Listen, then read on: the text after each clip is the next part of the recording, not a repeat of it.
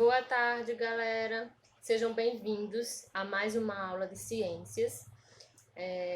Espero que todos estejam bem, que os familiares de vocês estejam todos bem, com saúde. Dizer que vamos fazer a nossa parte para que em breve nós possamos estar todos juntos novamente nas nossas aulas presenciais tão calorosas e tão proveitosas, não é verdade? Então, a nossa aula de ciências de hoje, gente, é dando continuidade ao conteúdo que a gente viu em sala de aula, que foi o sistema digestivo humano, não lembram? Nós começamos, mas aí, devido à situação, a gente não teve como concluir. Então, vamos aqui revisar o que a gente já viu, né? O início, e concluir esse sistema digestivo. O sistema digestivo humano, gente, ele tem como principal função a quebra de moléculas. O que é isso, professor? Ele faz com que todo o sistema digestivo humano, ele tenha a função de quebrar as grandes moléculas em pequenas moléculas para que possa ser absorvido todos os nutrientes necessários para o nosso organismo, certo? Então diz aí, ó, sistema digestivo tem a função de realizar a digestão, ou seja, fraccionar os alimentos e transformar as macromoléculas em micromoléculas. Para que essa função seja realizada, pessoal, com sucesso, eles precisam de alguns órgãos. Então, os órgãos que constituem o sistema digestivo são esses aí, ó. Boca, faringe, as glândulas salivares, né, que estão presentes aqui, que produzem as nossas salivas. Elas são bastante importantes, nós vamos ver a função de cada um desses órgãos. O esôfago, que é o tubo, né, que leva esse alimento até o estômago. O estômago, o intestino delgado, o intestino grosso e o reto, certo? E além desses, existem alguns órgãos auxiliares, certo? Que são o fígado, a vesícula biliar, certo? E o pâncreas. Esses órgãos auxiliares, eles auxiliam nessa função de digestão dos alimentos, certo? Vamos olhar aqui. Então, ó, aí tem um outro esquema, né? Dizendo que o sistema digestivo, eles têm o tubo digestivo constituído por boca, faringe, esôfago, estômago, intestino delgado, intestino grosso, recto e ânus, né? E as glândulas anexas, que foi as quais eu falei. São as glândulas salivares, o fígado, o pâncreas, também aí eu acrescentaria a vesícula biliar, certo? Então vamos aqui darmos continuidade e ver como ocorre esse processo de digestão. A digestão, pessoal, ela ocorre em principais duas etapas. Existe a digestão mecânica e a digestão química. Como, professora, diferenciar quais são esses tipos de digestão e onde ocorre cada tipo de digestão? Então, os processos mecânicos, eles são controlados pelo sistema nervoso. Quais seriam esses processos? Mecânicos são aqueles que utilizam, né, força ou movimentos, certo? Então, no primeiro processo de digestão mecânica ocorre na boca, com o processo de mastigação. Então, quando eu mastigo, coloco o bolo alimentar para um lado, para outro, e aí eu estou quebrando essas grandes moléculas, né, que é o primeiro processo, aí eu chamo de digestão mecânica. Outro processo de digestão mecânica também é quando o bolo alimentar, o percurso que o bolo alimentar faz no esôfago, porque ele apresenta através de movimentos peristálticos. Lembram lá da aula que eu falei, expliquei? Movimentos peristálticos são aqueles movimentos ondulatórios, né? Que vai empurrando o bolo alimentar até o esôfago. E a gente vê movimentos peristálticos em outros órgãos, em outros sistemas também que a gente ainda vai estudar, certo? E a digestão química, pessoal, ela ocorre principalmente no estômago, certo? É lá no estômago onde ocorre a principal digestão química. Por quê? Porque lá no estômago eles produzem os sucos gástricos, né? Produz aqueles sucos gástricos, a vesícula biliar coloca lá auxilia na liberação da bile. E esses sucos gástricos, eles são muito ácidos, eles possuem substâncias muito ácidas e faz com que essas moléculas elas se quebrem e sejam fracionadas cada vez mais, certo?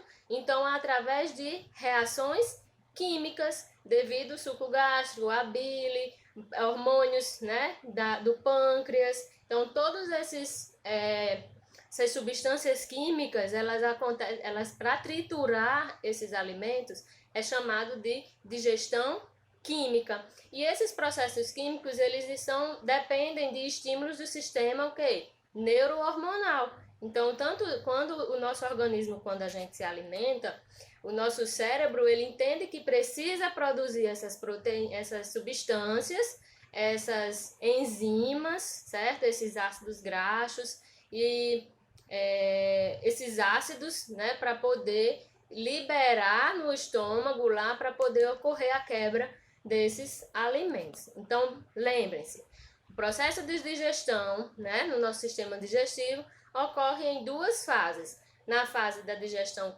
mecânica e na digestão química, ok? A gente já até viu isso em sala, não foi? Então, olha aí, a digestão mecânica, ela ocorre aonde? Na língua, nos dentes, através da mastigação, né? E os movimentos peristálticos, muito bem.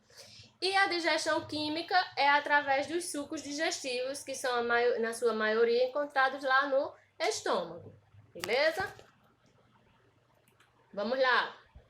Então, olha só, pessoal, qual o percurso do alimento, que o alimento ele faz, né, durante todo esse processo de digestão. Então, o alimento entra lá na boca, a primeira quebra de macromoléculas ocorre na boca. Com a ação química, ocorre uma pequena ação química através das nossas salivas, né? As glândulas salivares, ela umidifica aquele alimento que a gente consome e faz com que ele fique mais úmido e fácil de quebrar através da mastigação. Então, na boca, ela ocorre um pouquinho da digestão química e a digestão mecânica através da mastigação. Quando acontece a mastigação e salivação, ela forma um bolo alimentar, né? E esse bolo alimentar na verdade, quando a gente mastiga, que fica lá bem úmidozinho, a gente consegue engolir. Então, aquilo é chamado de bolo alimentar. Quando a gente consegue engolir, é chamado de deglutição, que é quando o bolo alimentar é empurrado da boca até o esôfago. Então, vejam aí na imagem, certo? Que esse percurso que é do alimento, certo? Até o esôfago. Quando a gente consegue deglutinar, esse bolo alimentar sai da nossa boca e vai sendo encaminhado para o esôfago. No esôfago, através de movimentos peristálticos, muito bem. Então, os movimentos peristálticos, que são aqueles movimentos ondulatórios, olha aí a imagem, o bolo alimentar passando e o esôfago se contraindo, fazendo esses movimentos peristálticos, para que esse bolo alimentar ele passe por todo o canal do esôfago, chegando agora onde? Por ação digestão mecânica, muito bem, bem lembrado. Passando do esôfago, esse bolo alimentar ele é empurrado por movimentos peristálticos até o estômago. Quando chega lá no estômago, qual é o tipo de digestão que ocorre lá? Química ou mecânica? Química, muito bem. Então, lá no estômago, o bolo alimentar, quando ele chega, olha a imagem aí bonitinha, mostrando a chegada do bolo alimentar, o suco gástrico aqui embaixo, né, sendo liberados, além do estômago, outros glândulas auxiliares. E esse suco gástrico, gente, olha o tamanho da molécula que chega, olha aí na imagem, observem. Olha o tamanho do bolo alimentar que chega e lá, quando ele tem contato com o suco gástrico, ó, a quebra dessas moléculas, né? Então, esse suco gástrico, ele faz a ação da digestão química, não é verdade?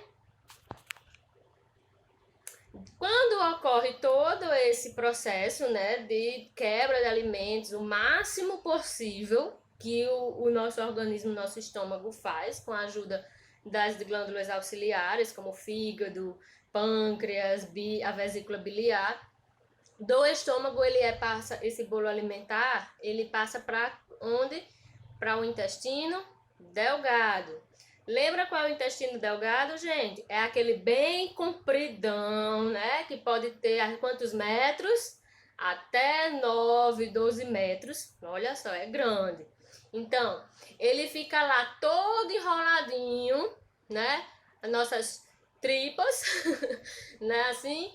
Então, ele fica lá e esse bolo alimentar, essas moléculas que foram quebradas, ela faz todo esse percurso durante o caminho do intestino delgado. Lá no intestino delgado, gente, ele também faz por movimentos o quê? Peristálticos.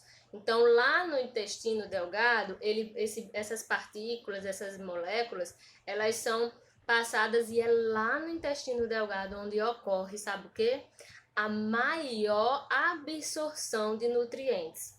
Então, todos os alimentos que a gente consome, gente, ele passa por esse processo de digestão e a principal função é o quê? Digerir.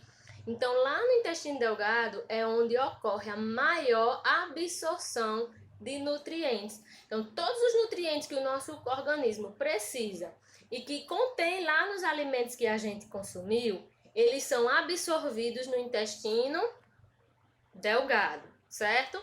Então, quando ele passa por todo esse processo, que é absorvido todos os nutrientes do intestino delgado, o resto, né, que sobra, olha aí, só um slidezinho observando. As glândulas anexas, né, ó, fígado, o pâncreas, a vesícula biliar, eles auxiliam nesse processo de digestão lá no estômago e de absorção, na quebra de moléculas que é encaminhado para o intestino delgado. Então, do intestino delgado,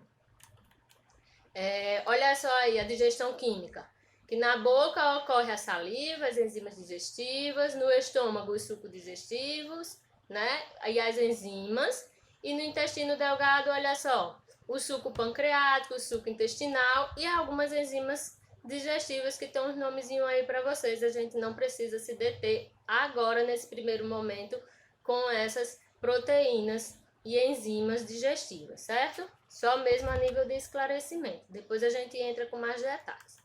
Então, saindo no intestino delgado, na parte final, ele pode se encontrar o quê? Ó? Um conjunto de nutrientes muito simples, como a água, íons, glicólises, ácidos gordos, que são os ácidos graxos, que são as nossas gorduras, aminoácidos e vitaminas.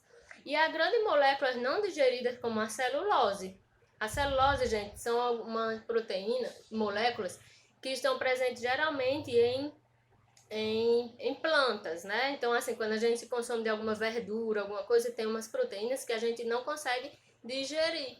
Então, fica lá no intestino delgado, absorve tudo possível, e o que não consegue, ele é empurrado para onde? Para o intestino grosso, certo?